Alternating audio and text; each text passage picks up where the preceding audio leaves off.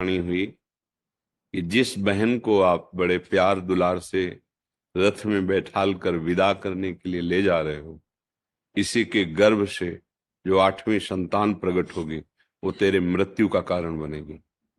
आकाशवाणी सुना, क्रूर कर्मा था।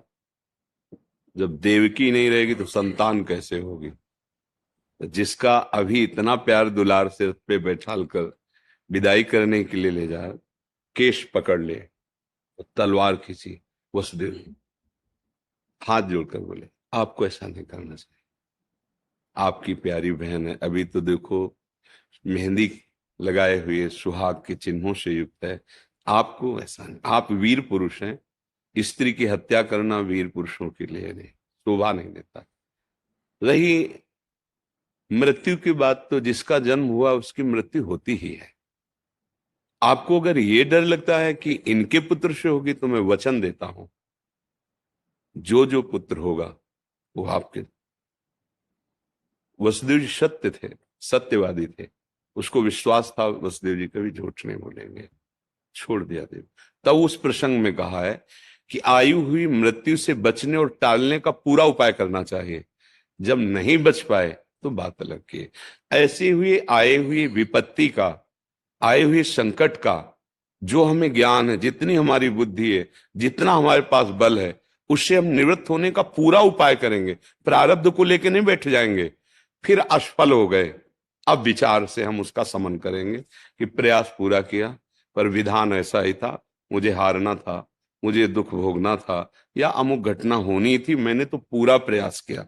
प्रयास के लिए कहीं निषेध नहीं किया गया।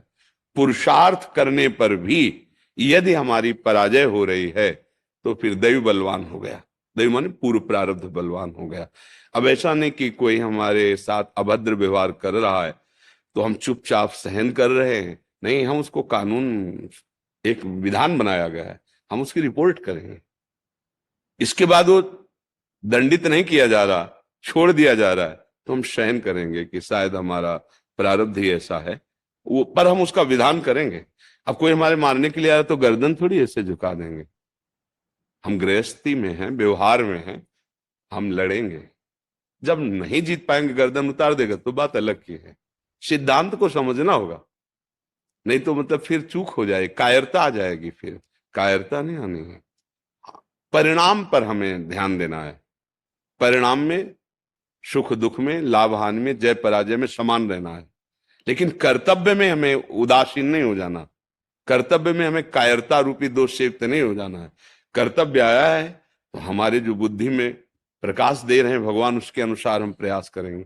सफल हो जाते हैं तो हर्ष नहीं, क्योंकि भगवान का बल था, और हार जाते हैं तो शोक नहीं, क्योंकि प्रभु का विधान था।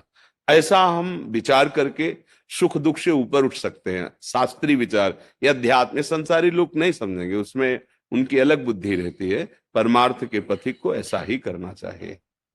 समझ में आया जी?